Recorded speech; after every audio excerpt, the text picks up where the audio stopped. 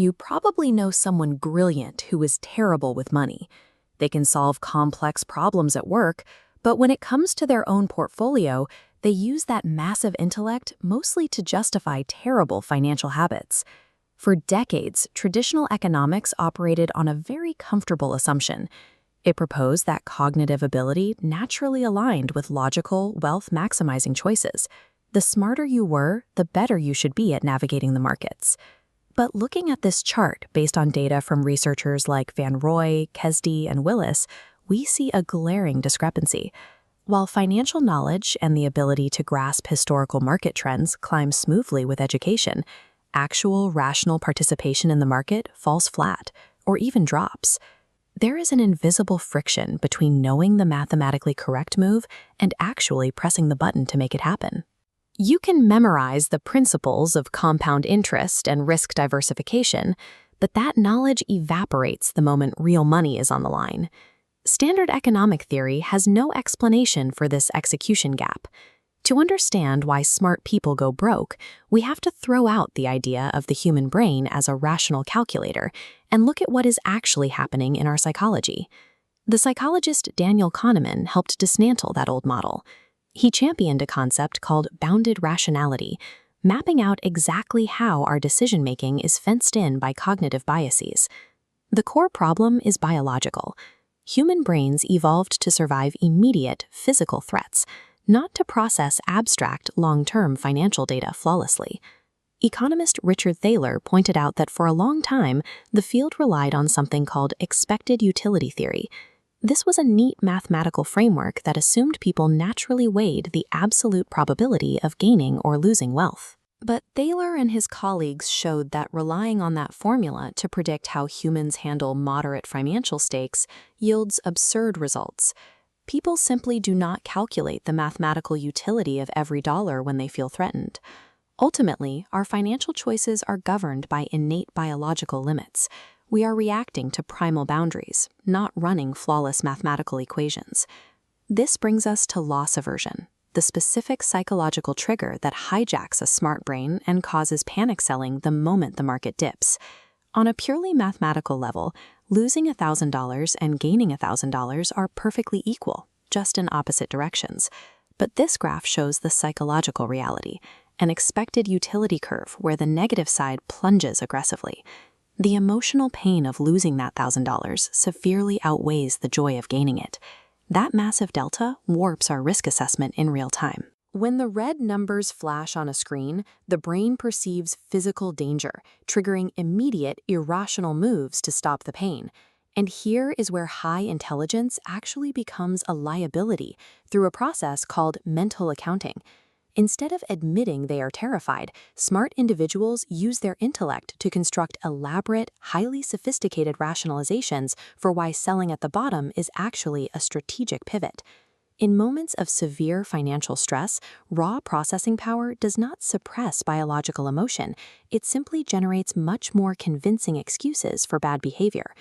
This psychological vulnerability scales all the way up to institutional experts. Economist Xavier Gabax mapped this out in his behavioral New Keynesian model. He introduced a parameter called cognitive discounting, essentially cognitive myopia. Because we are hardwired to focus on the immediate present, we drastically underestimate and blur out distant economic disturbances, stripping them of their true weight. This myopia parameter affects how effectively monetary and fiscal policy can be executed, showing that bounded rationality dictates decisions at the highest levels of government.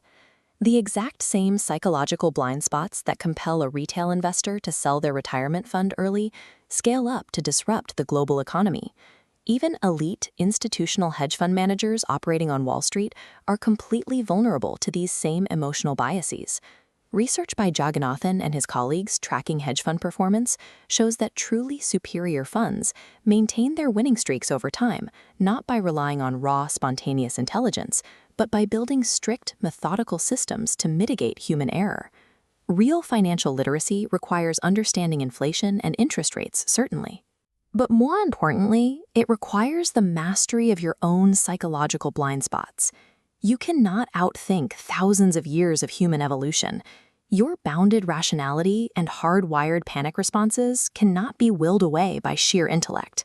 The only reliable way to build lasting wealth is to accept those psychological flaws outright. This chart shows loss aversion in practice. The psychological pain of losing money is twice as powerful as the pleasure of gaining the same amount. Or consider mental accounting. People irrationally categorize their wealth into separate, subjective buckets for savings, spending, or emergencies. These psychological traits are not random mistakes. They create systematic, highly predictable patterns of behavior that completely upend traditional economic forecasts. Identifying these limits provided an empirically accurate map of human decision-making, reshaping the entire discipline around how people actually think. Pulling this lens down to everyday personal finance reveals exactly why average individuals struggle to build wealth. Rational market participation requires everyone to have identical access to information. Researchers analyzing household data found that this baseline condition does not exist. Most households operate with a severe knowledge gap, lacking basic understanding of inflation, interest rate compounding, and risk diversification.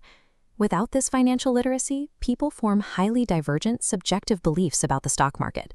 These beliefs are shaped by lifetime earnings and cognitive ability, rather than objective public data. The hypothetical rational actor instantly absorbs every market fluctuation. The actual everyday investor makes high-stakes decisions largely in the dark. An economic system fails its participants if its core policies assume everyone has equal capacity to process risk and complex information. This behavioral framework also applies to the global macroeconomic stage. Economist Xavier Gabay demonstrated this by upgrading standard equations into a behavioral new Keynesian model. Gabay introduced a single crucial parameter to his equations: myopia. This variable quantifies exactly how poorly populations understand and anticipate future economic disturbances. This timeline visualizes a flaw in rational models. Distant future interest rate changes supposedly send an immediate massive shockwave backward into today's inflation. By injecting human myopia into the math, this impossible backward ripple is instantly dampened, correcting the model. Baking short-sightedness into the equations proves that immediate interventions, like direct fiscal stimulus, are far more powerful than central bank promises about the future. Macroeconomic models only function accurately when human cognitive limits are written directly into their core math. The pristine, theoretical era of 20th century economics has been replaced by the messy, data-driven reality of behavioral science. Human cognitive limits, our bounded rationality, loss aversion, and myopia, are no longer dismissed as mathematical errors. They are treated as fixed variables.